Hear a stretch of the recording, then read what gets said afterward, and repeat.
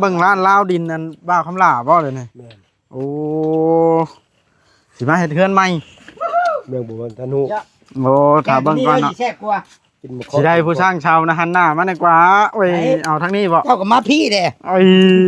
สบายดีเด้อสบายดีทุกคนเรื่องชาวบ่เป็นอะไรเรื่องชาวนี่แม่นว่าได้แน่นอน 100% เพียงแต่ว่าตอนนี้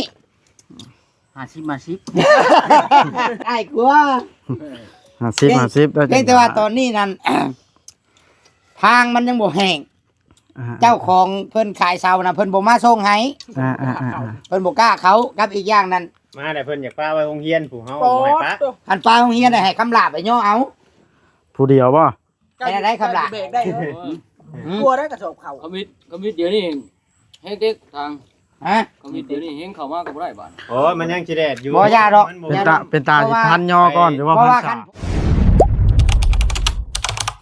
อย่าลืมกดติดตามเพื่อเป็นกำลังใจให้ผมด้วยนะครับทุกคนขอบคุณมากๆครับเปิดภาพเป็นอะไรเนาะลูกแก้วบุกมาแล้วพี่น้อยจากเพิ่นมาหยังเฮาต้องถามเบิ่งทางบ่าวเวียงไสบ่าวเวียงไสบ่สวนเพิ่นมาเนาะสบายดีเด้อบ่าวเวียงไสเป็นอะไรคือเห็นฮอดช้างใหญ่มาเนี่ยมันแบบใดอันนี้ให้เพิ่นมาเฮ็ดเถียงป้าประเสริฐเด้มยังบ่แล้วเด้เอ้าคือว่าเห็นมาฮอดดินหมอกดินไหม้บ่าวคำลาฉันดอกว่าก็เลยถามเห็นไปตามหาทีมงานด่วนได้เพิ่นก็อ๋อสบายดีเด้อบ่ทุกคนเด้อบายดีนี่บ่บอสก็เห็นนี่พี่น้องบ่บายดีบ่ได้จังหน่อยเฮาเบิ่งเดี๋ยวสิมีคนแล่นหาห้องน้ำเป็นอะไรก็อัน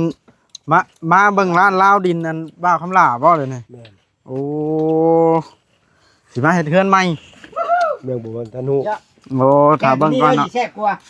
สิได้ผู้สร้างชาวนะหันหน้ามาดีกว่าโอ้ยเอาทางนี้บ่เจ้าก็มาพี่เด้โอ้ยสบายดีเด้อสบายดีทุกคนเรื่องชาวบ่เป็นอะไรเรื่องชาวนี่แม่นว่าได้แน่นอน 100% เพียงแต่ว่าตอนนี้50ไอ้กลัว50เพียงแต่ว่าตอนนี้นั่นทางมันยังบ่แห้ง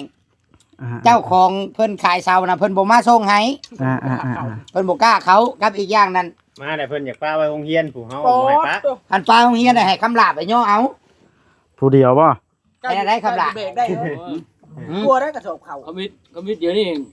เฮงเต็กทางฮะคอมมิตเดี๋ยวนี้เฮงเข้ามาก็บ่ได้บาดโอ้มันยังสิแดดอยู่บ่ยาดอกเป็นตาสิพันย่อก่อนหรือว่าเพราะว่าคันฝนตกน่ะเนี่ยใดเฮาก็บ่ได้เฮ็ดอยู่แล้วเฮือนน่ะเพราะว่ามันยังสิมีแดดอยู่มันบ่มีตลอดนะถ้ามันคำบ่แดดอีหลีพุ่นแหละถามผู้เฮ็ดเฮือนดูทำเอาเข้ามาตอนนี้เฮ็ดได้บ่ประเด็นแล้วมันมีแต่เสาก่อมันมีแต่เสาว่าคันสมมุติว่าตั้งไว้ก่อนมันชาหั่นนะถ้ามันจะได้เพราะว่ามันให้มันแดดก่อนจังเอามาเว้าประมาณมาบ่ได้บ่เนี่ยเพราะว่างบประมาณมันหลายอย่างในการเฮ็ดเฮือนจักค่าโสค่าช่างเฮามีแต่เสามันสิเฮ็ดได้บ่ซะค่อยละตกใจว่าเห็นช่างแก้วมาแล้วว่าแต่ทางแก้วบุกมาเฮ็ดแล้วสิมาแทกเฮือนเฮ็ดเฮือนบ่ได้นี่แม่นแล้วค่อยเห็นแล้วมาค่อยละตกใจว่าเอาแล้วว่ะค่อยละมาเบิ่งเฮือนเด้อลังเบิ่งเฮือนนั่นมาตกใจอ่านที่ซักคือว่าเรื่องเสาคือว่ามันขึ้นปานนี้แล้วบ่แม่นเพราะว่าเฮาบ่ได้เอาเข้ามาตอนนี้น่ะหลายอย่างนึงก็เรื่องผลทางสองมากับงบมันก็ยังมีแต่เสาก็มาก็บ่ได้แม่นก็บ่ได้เนาะแต่ถ้าผลห้วยผลแดดออกนี่ค่อยเอามาให้รถ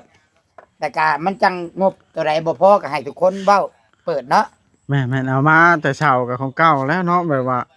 มันบ่มีค่าช่างนี่มันตั้งบ่ได้เด้เนาะแม่นค่าตั้งเสานี่แต่เก่าน่ะเสาละพันบ่พอได้ขึ้นราคาบ่พอได้ถ้าเป็นไปได้ต้องหาผู้งบค่าสร้างมาตั้งเสาก่อนมันจังสิเฮ็ดเป็นเนาะแม่นแต่ว่ายังบ่ได้ขึ้นเด้อราคาพี่น้องยังว่าน้ำมันขึ้นได้ขึ้นยังเนาะมันก็หางบแห่ชายวัตถุมาก่อนจะมีค่าสร้างบ่ตอนนั้นมันอาจสิมาพร้อมกับอันเสาก็มีค่าสร้างบ่มีงบแห่ชายว่ากันมันก็บ่มีแนวตั้งบ่ได้มันต้องมาพร้อมๆกันแล้วจังได๋เนาะสรุปกันได้แต่เช้าเนาะยังหลายอันอยู่สบายคำลาถึงกับตกใจเดี๋ยวนี้ตกใจบ่าวคำลา อึ้งบ่เด้อในปากบ่ได้เลยบ่เด้อนี่ บ่ไหวเจ้าได้ ฮะ เข้าใจเด้อพี่น้องข่อยสิปิดคลิปของข่อยแล้วมันถึงเลย ปิดเห็นยังกันน่ะ ห่วยข่อยปิดคลิปข่อยก่อนได้ข่าวต่อเด้อ โอเคโอเค โอเคพี่น้องเลยเนาะคลิปนี้ก็หลายแนว กินส้มกันมาเด้อพี่น้อง FC วัดสุคนกินส้มหมักข้อน้ำกันข้อธรรมชาติได้อนี่เนาะ สดๆจากต้น สดๆจากต้นเลยบ่ ก็จะปิดอยู่ที่ท่านกินข้าวต้น อืม แบบสดๆจากกระซามเนาะ ข่อยได้ปิดใส่กระชามนี่นะย่องข่อยหน่อยกว่า ใจ เก่งจังเลยนะ เงียบ เฮ้ย คอยเป็นผู้ขึ้นนะ โอ้ขอบใจอ่ะ ขอบใจพวกคนแล้วเนาะ อ่า เอามาตูดดิครับ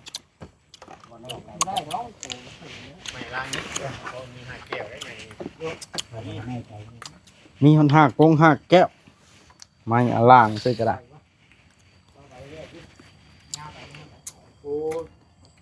ข้างเขาขุดเนาะเราบอกเนาะ ฮะ เขาขุดลงเลยเป็นโซตัวขันลงไปโอ้ลายโว้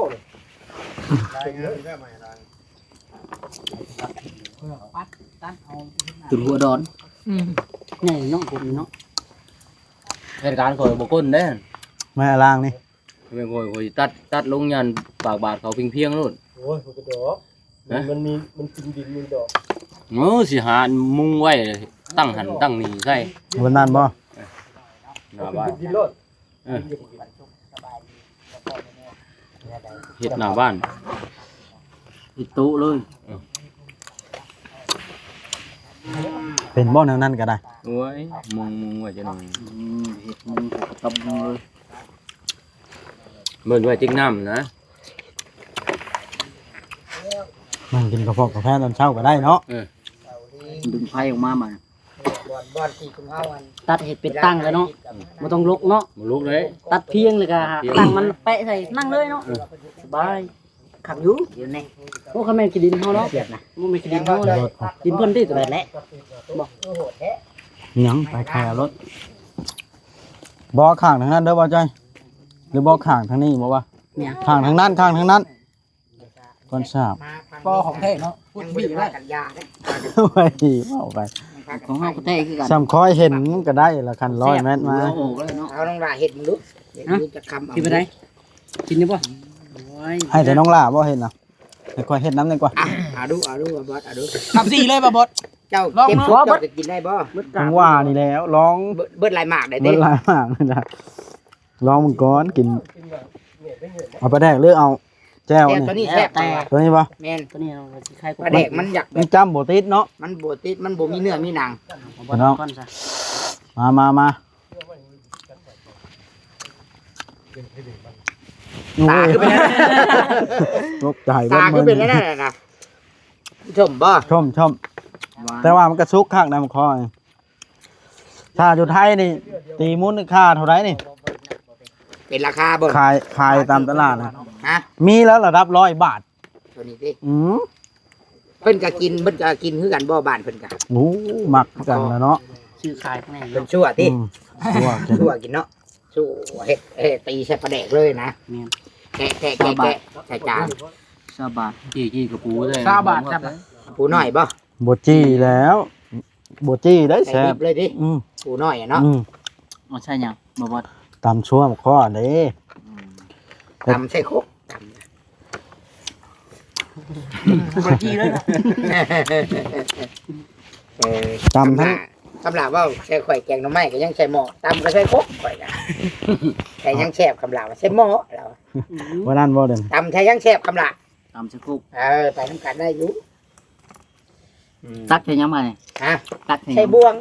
ใส่ถ้วย ตักใส่บ่มันเสพเข้าปากเลย ใส่เข้าปากเลย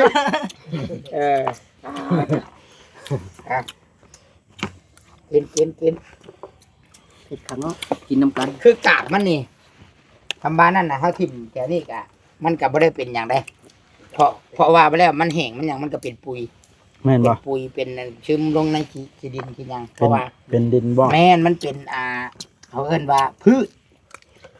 แต่มันสีบ่แบบคือพวกทงยางมันอย่างนี้มันสีบ่เปื่อยเลยอันนี้เฮิงไปมันก็เปื่อยมันเป็นปุยเป็นหยังไป เห็นได้อันร่างกี่ต้มให้แล้วบ่ลูกเนี่ย เขาอาบแล้ว แล้วไปใช้ลิ้นน้ำต่อบ่ พอเด้อ ไข่ ให้ร ไข่ ถ เด้อ กับลินอีกนะให้รถบัตร ไข่หากระเช้าเนาะ มาลงในบวกอันนี้บ่ แม่นเต็มนองอีกแล้วเนาะมาเดินนี่ เดี๋ยวไปแต่ซักยาแล้วผมแห้งเลย ก้นชำหูพวนแล้วเนาะ โอ้ บางคนจะบ่เข้าใจได้คำว่าพวนมันเป็นโบราณตะกี้เด้ ส่วนอันบีบกับปุ้นบีบมันหวานนี่ อันบีบ มั กับ นคื ปุ้ อน บัวนะบ่มันเป็นหูน่ะ เป็ เนาะ นหูคือบัวฮดอันพักนี่ เพื่อน เพื่อน เพื่อนบ่บ่แม่นบ่พวนนะ เจ้าก็ยังว่าบ่เถือกเด้ เอาแล้ว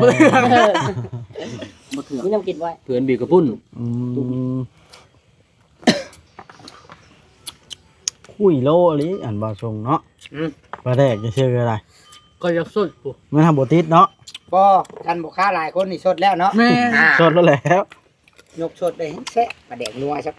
คุยโลอยู่มันทำบ่ติดเนาะบุกอยู่ บ่คือสดนะ ทางมุมนี้เพิ่นจะกินส้มกินนั่นไปเนาะทางที่ มันบ่หอมไปบ่อันลุงเชิด ไป ขุดอันนั้นล่ะ จากแล้วยังไม่เผ็ดบึง อย่าคือหอมเด้เอาแม่นมาแทกบ่รู้ ใส่เม็ดก็ได้ลูก โอ้แทกเบิ่งแล้วคนนั้นมัน ยาดอก ต่างมันมันทน เดี๋ยวพักไป มาบอกว่าเบาลิมันหอมตะลุมเนี่ยเขาจะเป็น บ่อยากให้เนาะมันชมนี่เด้ เอิ้นก่อยกินน้ำนะบ่เอิ้นตัวทีบเลยบังคับกันได้เลยนี่ มา อย่าแม่ อย่าแห่งยุบหลายบ่เอ้ยคำหลาคำหลา ชื่อแบบชื่อแต่อย่างน้อยพ่อแม่แพ้แห้งแล้วอย่างชื่อคำลาได้ เนาะ แม่นบ่ ลูกหลาเพิ่นว่าสิได้เนาะ คำลาแบบนี้นะพ่อแม่เอิ้นลูกสาวนะเลิกลูกชายนะแบบเฮาเอิ้นลูกบักคำลาลูกชายเฮาเนาะบักลาแบบนี้นะอันนี้ก็เพิ่นแพงคำลาแบบนี้จังหวะเนาะแม่นบ่บ่ชื่อบ่ จืดเลยหน่อย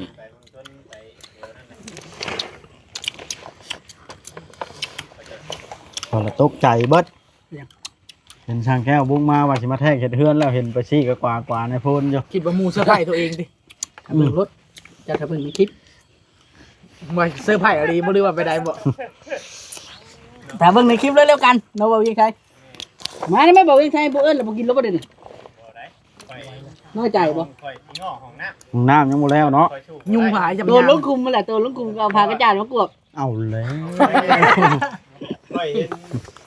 สภาพฝนตกมื้อนั้นรถข่อยชวนตู้ชิดออกไปนอกผมมื้อน่ะ ยุงพลายครับ ยุ่งบ่ลายไปรถ บ่แช่นว่าคือบ่แช่นว่าแล้วเราบ่ย่านไรเราบ่ย่านคนบ่ได้ดอกย่านยุงครบก้น เอาไปตัวที่เนาะ กินมาก็แล้วกินห้องน้ำต่อได้กำลาเอ้ยยังหลายห้องน้ำนะเจ้าสิไปกินว่าสิได้เอาง่ายเด้กับอ้ายบอกว่ายังแม่นยังลูก เคยเห็นมาหลายแล้ว เอ้า นี่ บ่ายมานั่งเบิ่ง บ่เวียงกินบ่ได้ได้ประเด็นแล้วเก่าเราได้แม่นเราได้ เฮ็ดวิธีการบ่ได้ไหน บ่เจ้านั่นบ่สมควรสิกินปากกินนานเช่าหมู่ชวนไปหันไปนี่ก็ไปบ่ได้เนาะ อายหมู่เนาะ อายหมู่ คน กินตามห้องหุ่งน้ำหมู่ก็บ่ได้นะ บ่ได้ เป็น นะ นะ ได้เพิ่น เฮ็ดชบบ่ แม่กินอันหนึงงุ้มชบไว้กินอันหนึงงุ้มชบไว้บ่ กินตอนใหญ่ก็บ่ได้เด้ เฮ็ดคือคนอายคนเขินอยู่ดิ เออ กินตอนใหญ่ก็บ่ได้ค่อยนะอัดปากไปนี่ อัดปากไว้ตลอดบ่คักได้แบบนั้น อื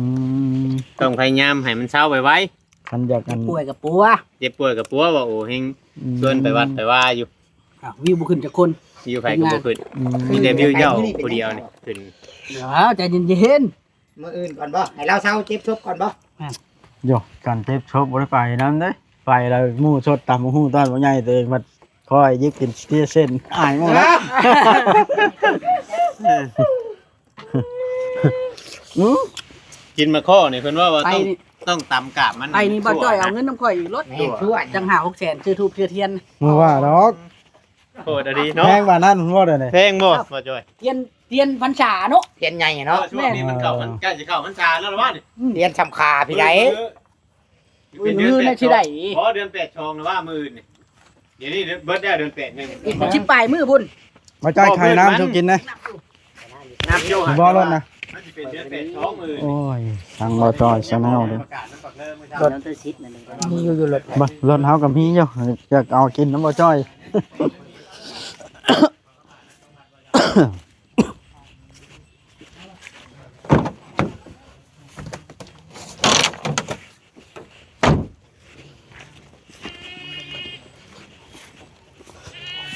เด้อ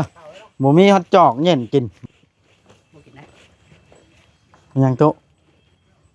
เจ้าเชื่อบอกว่า มี จอย ผู้หญิ เรา ง ไม่ได้กินได้นี่ น้ำนะ เออ น้ำขวดเดียวกันนะเป็นหยังเล่า แค่ว่าเราถิ่มมันจะเกิดเปิดก่อนลาวาน ทิ่มมาแล้วละลอยกวัดทิ่ม เขาคิดเด็ดที่ปากนะ โอ้ย สิเทียดขี้ปากเนี่ยได้หมู่บ่ได้กินจุปากหมู่ทอกใช่เชื่อ บ่เกี่ยวบ่เกี่ยว บ่ยันอายปากหมู่ถึกเด้เอาเลย ว่าอะไรก็ตั้งคือนี่ แม่นลีบ่ว่าจอย มันบ่แม่นว่าใช่กัน อื ไปบ่ ม มีกินเลยมีบ่ไข่ มีนั่นเบิดเนาะต้มคูมื้อ โดนกินโดนแต่ว่าอีตู้ ว่าเอาลีได้หยังมาเซอร์ไพรส์ทีมงานนะ บ่ได้มี คือว่ามีผู้ละปอง มี ผู้ละ ป ป อ อง ง เดียวบ่รีเอามาลวกบ่ว่าดอกกินยากกินบ่ยากกิน มาส่งสู้อหลีอันนี้เนาะ ข้าวก้อนหมูข่อยยังยามดังหมูเนาะ เก่งแฮงอหลีอันนี้ เพ่ข่อยดอก ลุงแก้วไปทางใดล่ะเมื่อป้าลูกเคยล่ะ แล้วก็เมื่อเด็กตัวนั้นแหละเด็กเล่าแหละ บ่หรือว่าเมื่อป้าลูกเคยแล้วบ่ได้ให้ลูกเคยย่างลัดทงเมื่อนะ ก็ไก่ดิย่างนัดนี่โอ้ยไก่ ทำรัดเมื่อนี่ใกล้พ้นสว่างบ่บางได้ นี่ จะ นี่ เป็นรัดมา ลาดลาดมานี่ พี่แล้วพลสว่าง พี่บอก แม่น เป็นบ้านตัวนี้บ้านใน มัน นี่ ใหญ่ เนาะ แม่น อืม เอาพี่น้องไอ้บาทนี่ก็ถือว่ากินส้มก็อิ่มแล้วบาทนี่เนาะบ่คำล่าเริ่มออกงานบ่ว่านี่เช่นหยังต่อบ่คำล่าสิโกนพ้นเลยสิอันคนของน้ำ ที่ลงลุมมือลือสิขึ้นเทิงเลือกเอา ต้องเฮ็ดเวียกได้เนาะน้อยฮอดมือเช้าเข้ามาพ้นก็บ่แล้วห้องน้ำก็บ่แล้วเงี้ย ยังกินมะโคน้ำมูกกับบ่ได้นี่เนาะ บ่เวียงชัยเราบ่กล้ากินละย่านห้องน้ำบ่ทันแล้วเราอันย่านบ่มีห้องน้ำ เป็นนั่นได้ถกอันนั้นนี่ใส่เครื่องของเพิ่น เสานี่บ่ โอ้มันยังก็ยากเฮาเอามาเนี่ยต้องเก็บไปเป็นปีเฮาแต่น้อยว่าพวกนี้มาปักหลักอยู่นี่รถมารถจักปุ๊กจักหยังอยากย่าบ่ได้บ่ให้ไผเว้าน้ำหลัง คลำบ่ ครั แม่นแหละ แม่นบ่ว่าโอริชาแนล แม่นหั่นแหละ